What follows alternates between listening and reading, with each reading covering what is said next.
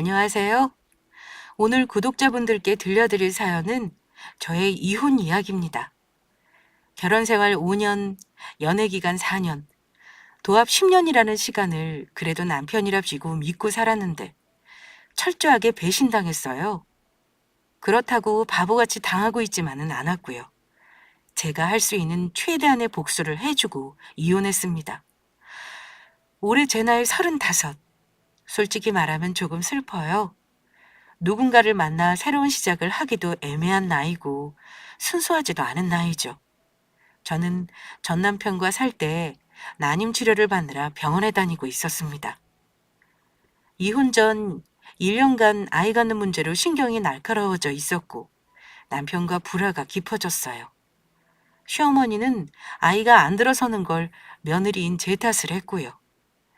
그래도 설마 지금이 조선시대도 아닌데 새 여자를 만나 인생 계획을 하고 있을 줄은 몰랐습니다. 이건 제가 아무리 심정을 이야기한들 당해본 경험자가 아니면 이해 못할 겁니다. 이혼한 지 고작 1년이라는 시간이 흘렀지만 그래도 시간이 약이라는 말이 맞긴 한가 봅니다. 이렇게 덤덤하게 저의 이야기를 털어놓을 날이 왔으니까요. 남편이 유책 배우자이지만 시어머니도 만만치 않게 저를 진창에 쳐넣으려고 수를 쓰던 사람이에요. 아들이랑 결혼한 제가 얼마나 마음에 안 드셨으면 바람 피운 자기 아들 편을 드셨을까요? 이혼 소송하면서 상처받은 말들 열거하자면 한도 끝도 없지만 시어머니는 제 가슴에 남편 못지않게 비수를 꽂기도 했습니다. 일반적인 부모라면 자식이 이혼한다고 할 때 부추기겠습니까? 아니면 말리겠습니까? 이혼하는 사유가 내 자식이 원인 제공자라면요? 저는 부모 입장은 아닙니다만 만약 저라면 내 자식 놈을 싹싹 빌게 하고 어떻게든 이혼을 막아보던지 최소한 잘못에 대한 사과는 했을 겁니다. 하지만 우리 시어머니는 정상적인 사고방식의 사람이 아니었어요. 마치 세상에 이혼당한 사유가 법에 정해져 있기라도 한 것처럼 저에게 잘못을 떠넘기려 했습니다. 자기 아들을 제가 무시한다며 말도 안 되는 이유로 이혼을 더 부추기셨어요. 내가 이럴 줄 알았다. 그놈의 돈 번다고 허구한 날 회사에 매여 사니 애도 안 들어서지. 너 옛날 같으면 소박감이야. 네가 벌면 얼마나 번다고 잘난 척을 해? 그러니 남자가 여자한테 정이 붙겠니? 남편이 아픈데도 나 몰라라 하는데 어디 남자가 마누라를 좋아하겠느냐 말이야. 어머니, 아무것도 가진 것 없는 사람 결혼해서 이만큼 살게 만들어준 거 저예요. 제가 얼마나 버냐고요? 어머니 아들보다 그놈의 돈은 2배, 3배는 더 번다고요. 가재는 개편이라더니 어머니도 어쩔 수 없네요. 어쩜 잘못한 아들 나무라지는 못할 망정 저한테 잘못을 넘기세요? 이런다고 어머니 아들이 한 짓 정당화할 수 있을 것 같아요? 우리 아들이 뭘 그렇게 너한테 잘못했다는 거냐?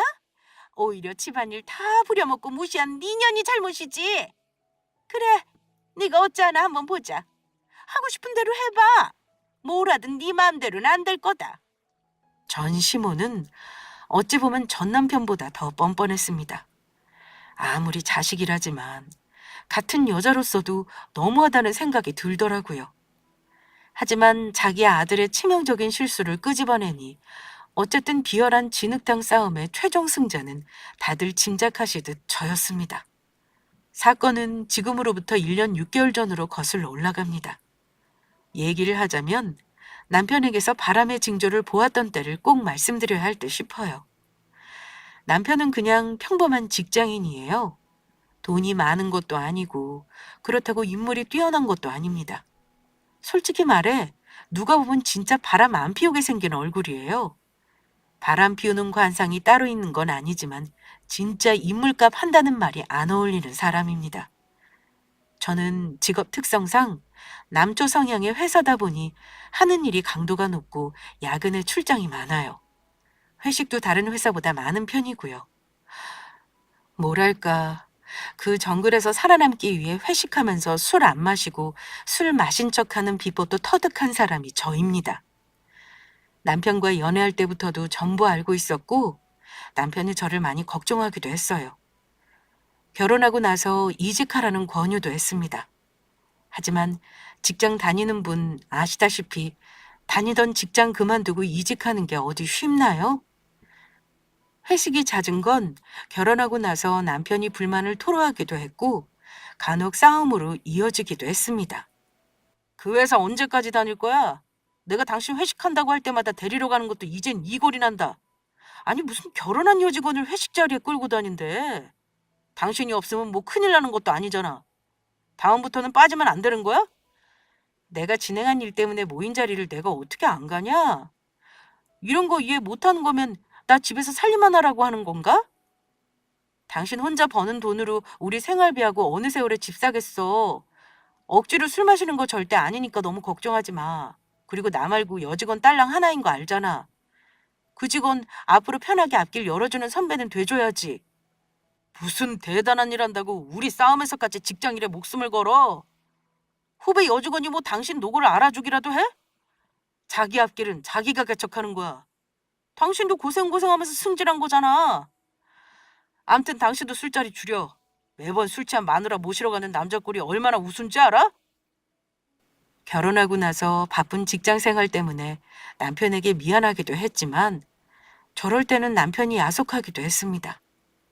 연애할 때 회사 취직 준비하는 것도 다 남편이 지켜보았고 얼마나 힘든 일인 줄 누구보다 아는 사람이 결혼하고 나서는 저렇게 싫은 티를 내더라고요. 그래도 제가 버는 월급이 없으면 우리 가게 경제가 휘청거린다는 걸 잘 아는 남편은 직장 그만두라는 소리는 절대 하지 않았습니다. 꼬박꼬박 제가 데리러 오라고 하면 오는 사람이기도 했습니다. 저는 차를 가지고 안 다녀서 출퇴근을 대중교통으로 해요. 그러다 보니 가끔 남편이 퇴근길에 저를 찍어서 같이 가기도 했고요. 우리 팀의 막내 여직원이 하나 있는데 집 가는 방향이 같아서 저랑 종종 같이 퇴근하는 일도 있었네요. 그 직원이 참 싹싹했어요. 일도 잘하고 똑똑해서 제가 많이 챙겨줬습니다. 회식에서 제가 술에 취하면 직접 남편에게 전화해서 저 있는 곳을 얘기해주기도 했고요. 몇 번 그런 일이 반복되었는데 남편 입에서 후배 여직원 칭찬하는 말이 나오더라고요. 당신 그래도 후배 하나는 잘 키워놨더라. 여직원이 당신이랑 자기 둘뿐이라고 힘들었을 텐데 끝까지 회식 자리 지키고 당신 챙긴 거 보니 말이야. 내가 고마워서 다음에 이런 일 또 있으면 나 부르라고 당신 후배 직원한테 내 번호 줬어. 나도 다음부터는 당신 회식 간다 해도 마음이 좀 놓일 것 같네. 맞아. 그 직원 참 똘똘하고 착하지. 게다가 어려서 그런지 예쁘게까지 하잖아. 그 직원 좋다고 들이는 직원들 꽤나 많아. 여우 같은 구석이 있기도 한데 나는 선배니 엄청 어려워하지. 배우려는 자세도 얼마나 적극적인지 몰라. 내가 후배는 잘 키웠나 보네. 내가 술 먹고 고주망태 될 일은 없겠지만 만약 그런 일 있으면 당신한테 연락하겠지. 잘했어.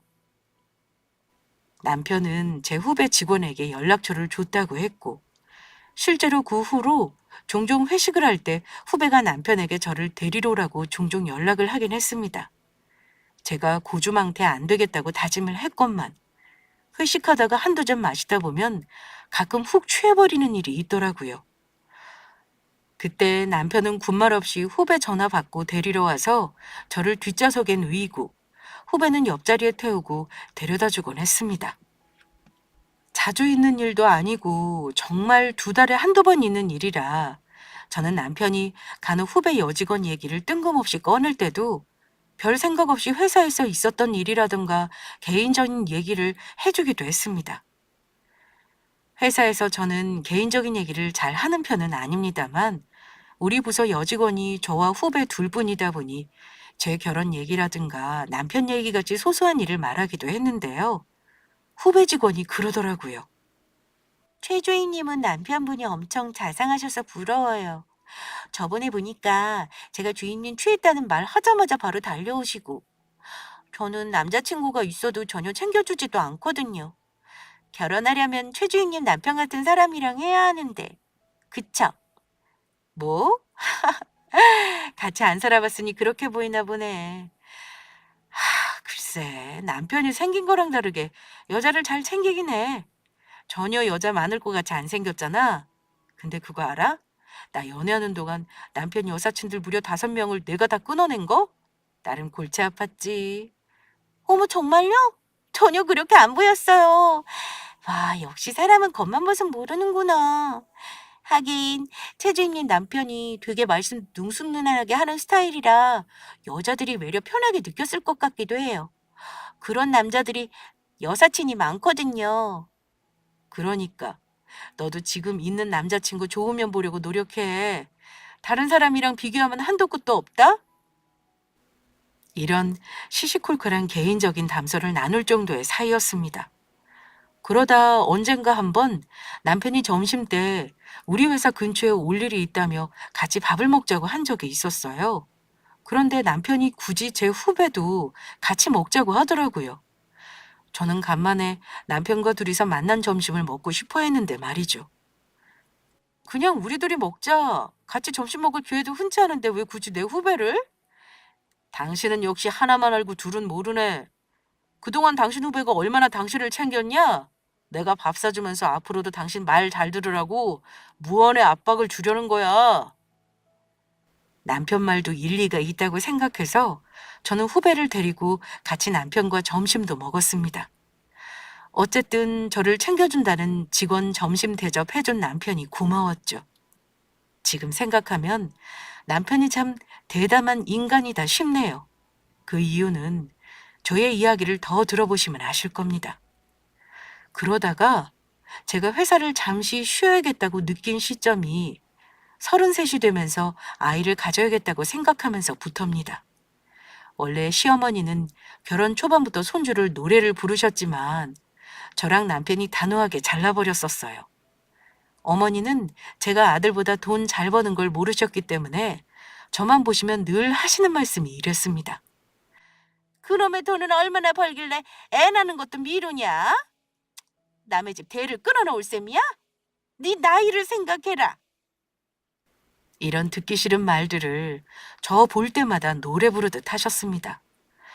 어머니는 결혼 전부터 저 기가 세다고 아들 잡아먹을 상이라나 뭐라나 이런 말들을 하시며 상처를 주시기도 했는데요. 결혼하고 나서도 저랑 그리 가까운 사이는 아니었습니다. 아이라도 하나 낳으면 고부지간이 조금 가까워지려나 싶은 마음이 조금은 있었어요. 어머니 재촉이 듣기 싫기도 했고 제가 아이를 가지고 싶은 마음도 있었고 이런저런 이유가 있었어요. 결혼 초반에는 둘 다 가진 거 없이 시작해서 여건이 안 되는데 애를 덜컥 낳기는 싫었거든요. 결혼 4년 되어가면서 내 집은 아니었지만 처음 반전세 월세로 시작했지만 나름 전셋집도 대출 없이 마련했고 집 살 때까지 아이 낳는 걸 미루면 거의 마흔이 될 것 같았거든요. 생각보다 애 가지는 게 어렵다고 하는 말을 주위에서 하도 많이 들어서 마음이 조급하기도 했습니다. 다행히 우리 회사는 난임으로도 질병 휴직이 가능했어요. 1년 정도 자연 임신 위해 노력했지만 안 되길래 과감하게 회사를 쉬기로 결정했습니다. 잘 가르쳐 놓은 후배에게 업무를 위임하고 회사에 휴직계를 냈는데요. 그 후배는 저에게 선물까지 주면서 나중에 좋은 일로 얼굴 보자고 하더라고요. 그렇게 집에서 쉬게 되면서 마음 편히 아이 갖는 준비하고 그동안 바쁘게 살았으니 살림에도 취미를 좀 붙이려고 했습니다. 남편이 퇴근하고 오면 만난 것도 해주려고 노력 많이 했어요. 둘만의 시간을 좀 가지고 싶었습니다. 그런데 남편과 저의 동상이몽이었죠. 남편은 제가 휴직을 내면서부터 야근이나 주말 근무를 더 늘리더라고요. 집에 10시 넘어 들어오는 일이 다반사였고 주말에도 근무랍시고 나가는 일이 종종 있었습니다. 저 회사 다닐 때 불만을 가지던 남편이 오히려 바쁜 척하며 저랑 시간을 보내는 일이 적어지자 저도 당연히 남편에게 불만을 가질 수밖에 없었죠. 당신 주말까지 밖으로 놔두는 거 너무 심하다고 생각 안 해? 나랑 병원 가는 것도 벌써 몇 번이나 미루고 너무 노력 안 한다. 당신 이러면 내가 휴직한 게 무슨 의미야? 어머니 나 구박하시는 거 뻔히 알면서 당신이 이러면 안 되지. 그런다고 안 생기던 애가 덜컥 들어서기라도 해? 어머니가 그러신 건 어쩔 수 없어. 둘이 벌다 나 혼자 버는데 일 늘려 하는 게 당연하지. 당신 병원비도 비싼데 이 정도 바쁜 건 이해해줘라. 나 술 먹고 다니는 것도 아니잖아. 당신이 술 먹고 다니지는 않지만 그 외 시간에 뭐 하고 다니는지 나는 모르지. 내가 왜 이런 말 하는지 스스로 잘 생각해봐. 그러자 뜨끔하는 듯 하던 남편은 오히려 큰 소리를 쳤습니다. 어허, 별 걱정을 다 한다. 당신은 남편을 몰라도 너무 몰라. 지금 내가 왜 이렇게 힘들게 사는지 잘 생각해봐. 남편은 일한다는 핑계를 댔지만 사실은 제가 남편에게 그즘 이상한 낌새를 느꼈기 때문에 닥달을 한 겁니다. 어느 날 남편이 주말 아침부터 업무 때문에 나가봐야 한다며 씻으러 들어갔는데 메시지 오는 알림이 계속 울리더라고요. 근데 화면이 잠겨 있어도 앞에 몇 글자는 화면에 보이잖아요.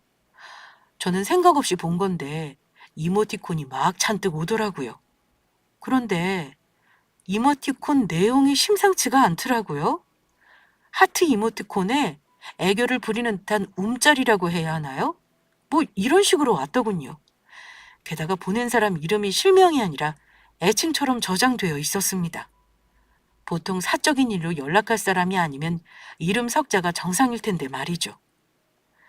남편 핸드폰을 열어보지 않았으니 내용은 알 수 없었고 남편에게 물어보지는 않았습니다만 남편 낌새를 보니 핸드폰 확인하고는 입꼬리를 주체 못하더라고요. 뭘 보고 입꼬리가 올라가겠습니까? 당연히 그 수상한 이모티콘이었겠죠.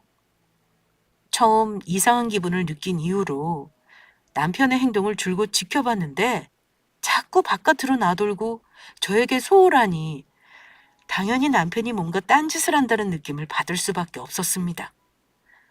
그런데 의심만 있을 뿐 이렇다 할 증거가 없으니 남편을 추궁할 수도 없었어요. 남편 차를 뒤졌지만 의심만 중폭되더군요.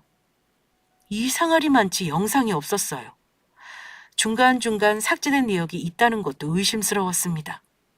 남편은 핸드폰을 늘 손에서 놓지 않는 사람이었는데 정확한 확인을 위해서는 남편은 핸드폰을 뒤지는 것밖에 없었죠. 저는 어떠한 경우에도 바람은 용납할 수 없었습니다. 그러려면 확실한 증거가 필요했어요. 그때부터 남편이 눈치채지 못하게 상간녀를 추적하기 시작했습니다. 남편 폰을 뒤지는 건 힘들어서 다른 정황 증거를 찾으려고 남편 회사 앞에서 기다리기도 했지만 차를 남편이 사용하니 뒤를 밟는 건 한계가 있더라고요. 정말 흥신소를 이용해야 하나 고민했는데 일단 가장 중요한 남편 폰을 뒤져보기로 했습니다. 기회를 노리다가 남편 놈이 잠든 틈을 타 얼굴로 화면을 해제하고 폰을 뒤졌는데 역시나 판도라의 상자는 남편의 핸드폰이었습니다. 많이 뒤질 필요도 없었어요. 카톡창을 열자마자 제일 상단에 있는 대화가 귀요미와의 대화였으니까요. 귀요미라는 여자와 참 많은 대화를 했더군요. 점심 메뉴 얘기는 일상 다반사였어요. 옷을 골라달라느니 오늘 예뻤다느니 아주 난리더라고요. 아주 사랑을 절절하게 고백한 내용도 있었어요. 너랑 나랑은 이렇게 잘 맞는데 우리 마누라랑 언제까지 마음을 감추고 살 수 있을지 모르겠다. 남친까지 버리고 오빠한테 간 거 알죠? 나 올해는 못 기다려요. 어떻게든 선배 제 발로 나가게 하겠다며. 머리를 잘 좀 써보도록 해요. 대화를 보며 보통 년이 아닌 걸 대번에 파악한 저는 대체 2년 정체가 뭘까 하고 계속 카톡창을 올리는데 서로 휴가 사진 공유한 거 보고 기절하는 줄 알았습니다. 비키니를 입고 사진을 보낸 여자의 정체가 제가 아는 사람이었거든요. 다름 아닌 사진 속 여자는 저의 직장 후배였습니다. 제가 업무 인수인계를 해주고 일 잘한다고 칭찬에 마지 않던 그 직장 후배였죠. 잠자는 남편을 당장 깨워 추궁하고 싶었지만 심지어 저 모르게 여행도 다녀왔더라고요. 모든 진실을 확인한 날 화장실에 쪼그려 앉아 숨죽여 울었네요. 저는 상간녀 정체를 알고 나서 그날 밤 아예 잠을 이루지 못했습니다. 남편과의 애정어린 연락을 주고받는 것도 모자라 제가 아이 갖는 문제로 스트레스 받는 동안 남편은 제 직장 후배년과 데이트를 즐기고 있었으니까요. 저는 모르고 있었지만 남편 놈의 바람은 회사 다닐 때부터 시작이었던 겁니다. 회식 끝나면 후배년이 전화해 나 데리러 와서는 취한 저를 뒷좌석에 눕히고 직장 후배, 아니 상간녀를 조수석에 태우고 하하 호호하다 정분이 난 거죠. 그래도 마음 한구석으로 나의 착각이길 바라며 믿고 싶었던 남편이었는데 그냥 남처럼 느껴지더라고요. 그동안 철저하게 티를 안 냈을 뿐 실제로는 넘어서는 안 될 선까지 넘은 사이였을 겁니다. 더 기가 막힌 건 뭔 줄 아세요? 남편 메시지를 뒤지다가 남편과 시어머니가 나눈 대화를 보게 되었는데 시모가 상간녀의 존재를 알고 있다는 사실이었습니다. 대화 내용이 그야말로 어이없었어요. 기억나는 것만 얘기해보자면 이렇습니다. 어떻게든 너 이혼하는 건 네 마누라 잘못으로 뒤집어 씌워서 전셋집을 네가 가져야 한다. 그러게 아무리 전세라도 왜 그런 큰돈 들이는 일을 네 마누라한테 맡긴 거니? 돈줄을 마누라가 쥐고 있으니 그렇죠. 요즘 아이 갖자고 노력하자는데 나 진짜 싫어요. 엄마, 그냥 서로 빨리 이혼하면 안 되나? 잘못한 사람이 넌데 이혼하는 게 쉬운 줄 알아? 엄마 말대로 해. 최대한 너 여자 만나는 건 숨겨야 한다. 그리고 서서히 네 마누라 눈밖에 나는 짓을 하란 말이야. 나도 어떻게든 네 집사람 트집을 잡아볼 테니. 엄마, 우리 선영이 되게 마음에 드나 보네. 그럼 마음에 들지. 얼굴 이쁘고 나이 어리고 집안도 좋다며. 아들 쑥쑥 잘났게 생겼더라. 도끼 가득한 네 마누라고는 차원이 달라. 나도 살가운 며느리한테 효도 좀 받아보자. 상간녀 정체를 한 것도 기가 막혔는데 이건 뭐 완전 막장 드라마였죠. 세상에 며느리 마음에 안 든다고 아들을 본처와 이혼시키고 바람난 년이랑 재혼시키려는 시모가 과연 있을까요? 저는 찾아낸 증거를 일단 전부 사진으로 찍어두었습니다. 상간녀가 그년인 걸 알고 나니까 뭐 증거 수집이 너무 쉬웠어요. 모든 사실을 알고도 남편에게 모른 척하는 건 괴로웠지만 제가 보기보다 철저한 성격이고 어머니가 그랬듯 독한 면이 좀 있습니다. 그야말로 연기 대상감으로 모른 척했죠. 아이 가는 노력도 그만두었고 병원 다니는 것도 모두 그만두었습니다. 저 혼자 노력했던 것들이 너무 허무했죠. 상간녀도 참 허술한 게 뭐냐면요. 남친 차버리고 유부남 만나는 주제, 연애하는 건 엄청 티를 내고 싶었던 모양입니다. 카톡 프로필에 올린 사진을 보면 남자와 같이 있는 걸 얼굴 아래로 올렸던데 웃기게도 저는 딱 보고 단박에 내 남편인지 알겠더라고요. 이만하면 제가 증거로 뭘 더 모을 것도 없었어요. 그때부터는 어떻게 하면 이혼을 잘했다는 말을 들을까 하는 것에 집중했습니다. 이혼 소송과 상간녀 소송을 알아보고 법적으로 그 인간을 탈탈 털어줄 방법을 고민했죠. 제가 이런 지옥 같은 날들을 보내고 있었던 반면 남편 놈은 아주 연애질 재미에 눈에 뵈는 게 없었나 봅니다. 본인이 철저하다고 착각을 단단히 하는지 점점 대담해지더니 내놓고 거짓말을 하더라고요. 주말을 껴서 직장에서 워크숍을 간다고 말입니다. 제가 바보도 아닌데 모르겠습니까? 이미 회사에 몰래 전화해 워크숍 같은 걸 안 가는 거 확인까지 한 저였습니다. 당연히 상간녀랑 어딜 가려는 수작질이구나 알아챘죠. 당신 회사는 무슨 주말을 껴서 워크숍을 간대? 남의 소중한 주말을 워크숍으로 낭비하게 한다고? 당신 회사 정말 웃긴다. 내가 당신 회사 전화해서 뭐라고 좀 할까? 남편은 마치 억지로 끌려가는 거라는 듯 저를 말렸습니다.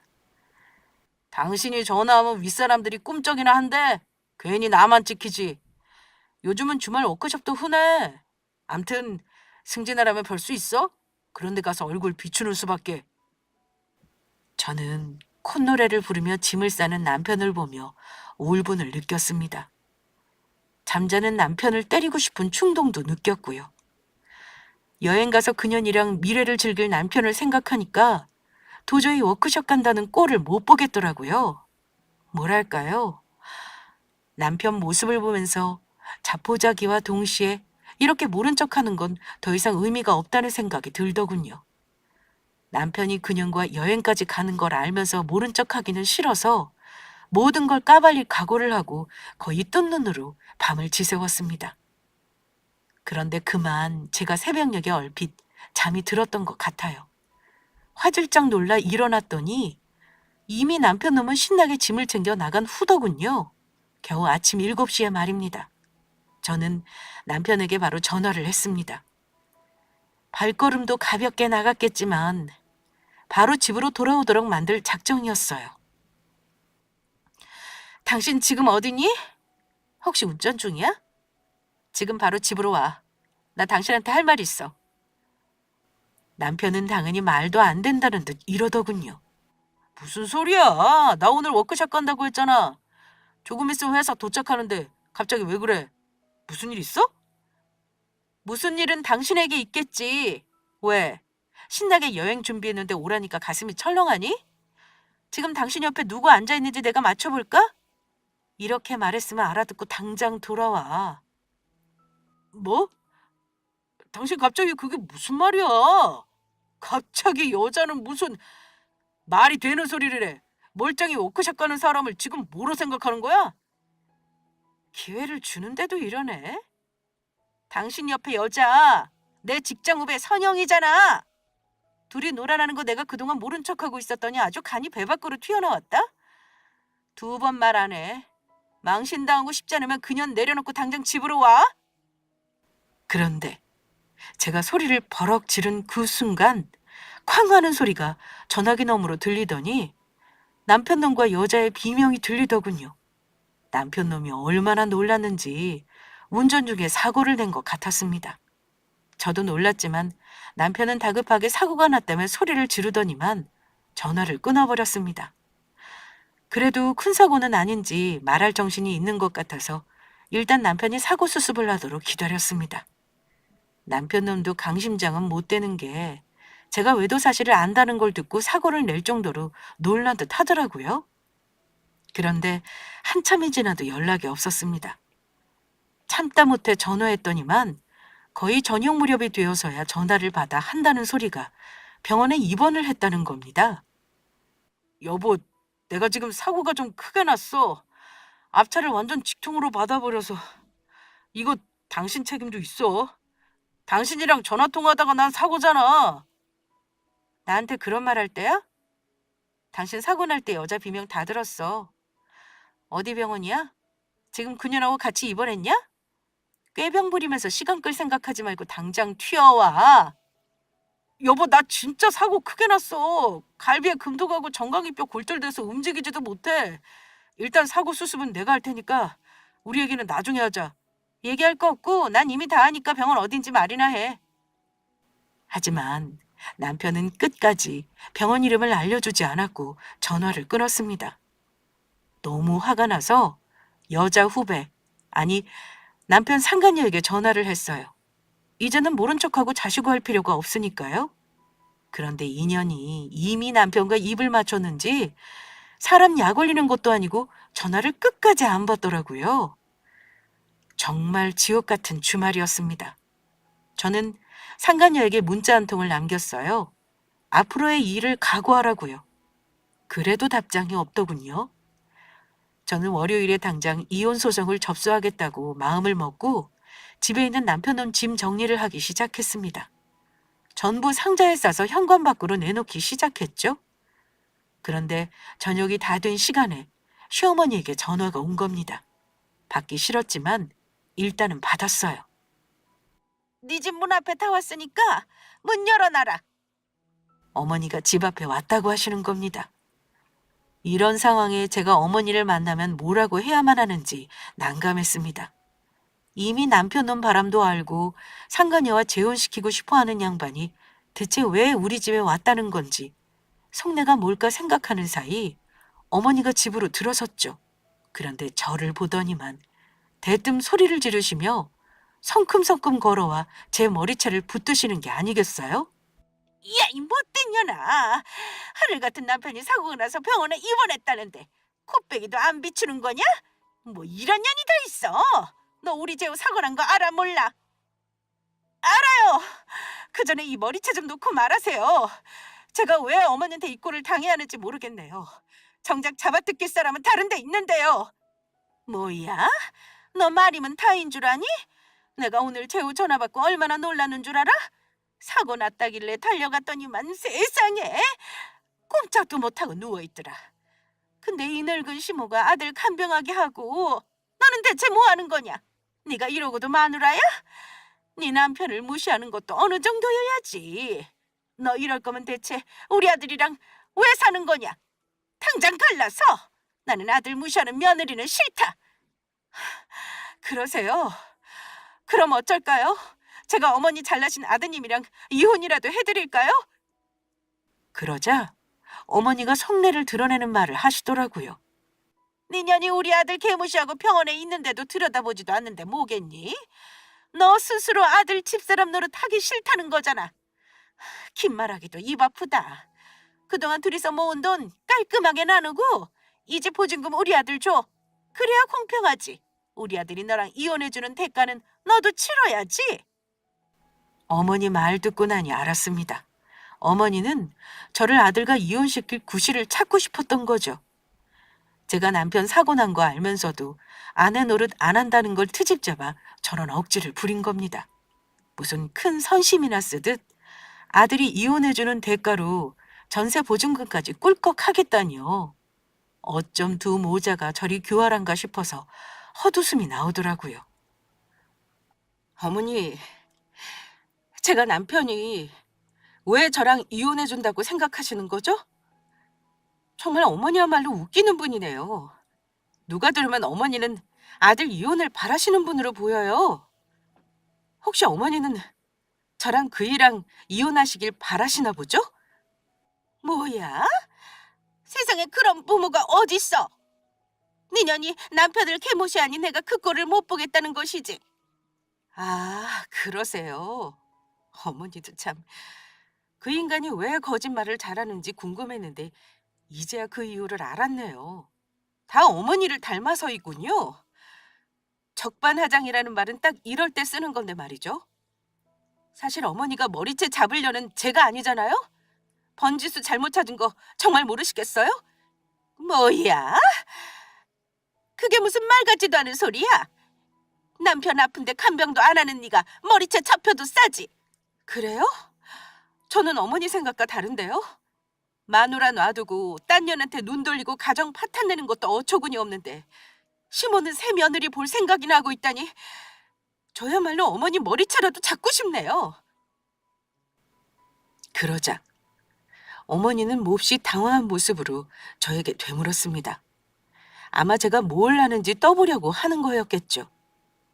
새 며느리고 뭔 소리고 우리 아들이 딴 년한테 눈을 돌리다니 나는 금시초문이다. 대체 무슨 소리니? 저는 두말할 거 없이 어머니 앞에 이혼 소송을 위해 모아둔 남편 놈의 외도 증거를 던져줬습니다. 어머니는 온갖 사진과 문자 내용 그리고 당신이 아들과 나누었던 대화도 증거로 남아있는 걸 보고는 사색이 되시더군요. 이게 대체 다 뭐란 말이냐? 이걸 너 어디서 난 거니? 이건 말도 안 된다. 네가 뭘 잘못한 게 분명해. 저 다 알고 있으니까 발뺌 그만하세요. 이제 아시겠어요? 머리채 잡고 싶은 사람이 누군지요? 어머니는 같은 여자로서 어쩜 저한테 이런 짓을 하세요? 저요. 어머니 아들하고 알고 지낸 세월 10년이 넘어요. 근데 그 인간이 바람 피우는 걸 부추기시면 되나요? 인간으로서 그러시면 안 되는 거예요. 제가 순순히 이혼해 줄 것 같으세요? 전혀요. 제가 당한 만큼 그 인간도 아주 박살을 내줄 테니 두고 보세요. 미친년처럼 울부짖는 저를 보더니 어머니는 조금 전과 완전히 태도가 달라졌습니다. 하지만 끝까지 자기가 아들 이혼을 부추긴 건 부인하더군요. 어머, 얘. 이건 100번 우리 아들이 잘못이네. 그래, 인정하마. 근데 이혼이라니. 내가 아까는 홧김에 한 말이다만 그런 식으로 이혼하면 되겠니? 깔끔하게 네 거 내 거 챙겨서 갈라주는 것도 나는 용납 못해. 근데 우리 아들을 부셔버리겠다니 그러지 말어. 내가 사과할 테니 일단 진정해라. 어머니 같으면 진정하겠어요? 바람 피운 남편은 엄마까지 머리채를 잡는데 진정이요? 웃기지 마세요. 남편 놈도 아마 지금 간이 콩알만해졌을걸요? 제가 모든 걸 알아냈다는 거 다 아니까 어머니야말로 개소리 그만하고 당장 내 집에서 나가세요. 예, 너 정말 우리 아들 거지 만들어 쫓아낼 거 아니지? 니들 같이 한 세월을 생각해라, 응? 떡두꺼비 같은 손주 보고 싶으시다면서요. 저는 그런 손주 낳아줄 며느리 못 되니까 마음이 없는 소리 하지 마시고 당장 나가세요. 어머니는 자기 아들이 큰일 났다 싶었는지 일단 억지 변명을 하며 사과를 했지만 저는 억지고 내쫓아 버렸습니다. 그리고 그동안 이혼소송 준비한 걸 실행에 옮겼어요. 바로 이혼소장과 상간녀 소장까지 접수하고 집 정리하고 머릿속에 시뮬레이션 했던 대로 착착 진행했습니다. 남편 놈은 사고를 제대로 냈는지 많이 다치긴 했더라고요. 깁스한 몸으로 집에 와서 싹싹 빌었지만 이미 이혼소장은 법원에 들어간 뒤였습니다. 당신 참 낯짝도 두껍다. 여기가 어디라고 와? 당신이 내 직장 후배랑 바람난 거 내가 어디까지 알고 있는지 궁금해서 그러니? 걱정하지 마. 내가 알고 있는 사실은 우리 회사랑 당신 회사에 전부 알릴 거니까. 그랬더니 닭똥 같은 눈물을 짜내면서 여보, 이혼할다 하더라도 선영이 직장에는 알리지 말아줘라. 그럼 당신 얼굴에도 침 뱉는 거나 똑같잖아. 당신 회사 나가면 사람들이 얼마나 수군거리겠어. 그냥 우리 조용히 이혼하면 안 될까? 남편의 그 말이 저의 화를 더 돋구고 말았습니다. 뭐? 뚫린 입이라고 말을 그따위로 하니? 조용히 이혼해? 이 와중에 당신은 그년을 감싸고 싶어? 절대 그렇게는 못 해주겠네. 좋아. 내 앞에 이번 주까지 그년 청구한 위자료 4천만 원 가져와. 아, 물론 당신 위자료는 별도인 거 알지? 그년 돈을 가져오든 당신 돈을 가져오든 이번 주까지야. 그럼 상간녀 소송은 취하해 줄게. 뭐? 4천만 원? 그런 돈이 어딨어, 여보? 당신이 나 돈 없는 거 더 잘 알잖아. 뇌할 바 아닌 거 알지? 이번 주 금요일까지야. 물론 순순히 취하해 줄 생각은 없었습니다. 남편은 그 돈을 절대 자기 돈으로 마련해 가져올 인간이 아니거든요. 상간녀 역시 제가 알기로는 그만한 돈이 없었고요. 아니나 다를까 남편 놈은 위자료를 가지고 오지 않았습니다. 아마 저의 무리한 요구로 둘이 다툼이 있었던 것 같더군요. 결국은 둘이 결혼은커녕 소송하는 중에 헤어지더군요. 그러고 나니 제정신이 드는지 남편 놈이 하는 말이 내가 여우 같은 년한테 잠깐 눈이 돌았나 봐. 내가 무조건 다 당신한테 맞춰줄 테니까 우리 이혼 소송 그만두면 안 될까? 웃기지 마. 이미 늦었어. 위자료 깎으려는 수작은 부리지 않는 게 좋을 거야. 이제 와서 여우? 실컷 놀아놓고 돈 없는 현실이 이제 무섭냐? 당신이 저지른 건 당신이 전부 책임져. 남편 놈은 이혼하지 말자며 몇 번이고 싹싹 빌었지만 택도 없는 소리죠. 저는 아끼던 후배년이 제 뒤통수를 쳤다는 게 도저히 용서가 안 되더군요. 그래서 청구할 수 있는 최대 금액인 4천만 원을 청구했습니다. 상간녀 소장 가고 한참 후까지 저는 후배년에게 사과를 듣지 못했습니다. 그런데 어이없게도 그년이 항소를 하더라고요.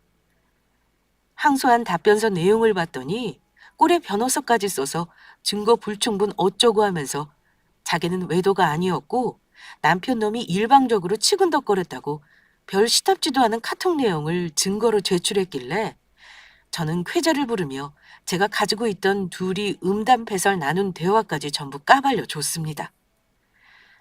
판사도 인간인지라 불륜 남녀 편은 아닌 거 아시죠? 저는 변호사가 요구한 최대치는 아니지만 훨씬 유리한 판결로 이혼했습니다. 당연히 상간녀는 회사에서 얼굴 못 들고 다니게 만들어줬고 결국 제 발로 나갔다고 들었습니다. 그렇게 빌던 인간이 나중에 저에게 이렇게까지 해야겠냐고 도리어 화를 내더라고요. 그래서 내가 당한 만큼 갚아주려면 아직 멀었다고 해줬습니다. 돈이 문제겠습니까? 아마 남편은 똑같이 믿었던 사람에게 철저히 배신당해봐야 제 심정을 알 겁니다. 남편 놈은 저에게 재산 분할 다 해주고 위자료까지 탈탈 털렸고 시모집으로 들어갔다고 하더군요. 어쩌면 남편 놈보다 시모가 저에게 더 사정사정하며 빌었던 것 같네요. 자기 아들 개털되는 건 진짜 보기 싫었나 봅니다. 저랑 헤어지면 아들 개털되는 거 아시는 분이 왜 그리 저에게 잔인한 짓을 하신 걸까요? 시간이 많이 흘렀어도 아직도 사람에게 받은 상처는 쉽게 없어지지 않는 것 같습니다. 여기까지가 저의 결혼부터 이혼까지 다사다난했던 지난 날들에 대한 기록입니다. 저도 이렇게 글로 써보고 다시 또 읽어보니 참 평범한 삶은 아니었던 것 같네요. 이혼까지 결코 쉽지 않은 여정이었지만 그때도 지금도 제 선택에 후회는 없습니다. 고작 남편 하나 없다고 제가 못 살겠나요? 물론 함께한 10년 넘는 세월이니 드문드문 생각은 나겠죠. 사람의 뇌는 시간이 지나면 좋은 기억만 떠올리는 습성이 있다 하니 저 또한 그럴지도 모릅니다. 하지만 아직까지는 저에게 일어난 모든 일들이 갑작스럽고 아프고 실망스럽고 화나고 그렇네요. 저와 비슷한 경험이 있는 분들 중에는 복수를 꼭 해야 하는 분들도 있을 테고 복수하는 조차도 스트레스 받는 사람도 있을 텐데 전 후자 쪽이긴 해요. 상간녀 머리채 한번 안 잡고 잠이 오냐고 하는 지인도 있었지만 저는 그냥 이 정도에서 만족하기로 했습니다. 그리고 앞으로는 제 일상을 되찾기 위해 노력하려고 해요. 귀한 시간 내서 제 이야기를 들어주신 구독자분들께 감사드리면서 저의 사연은 여기서 마무리하겠습니다. 감사합니다.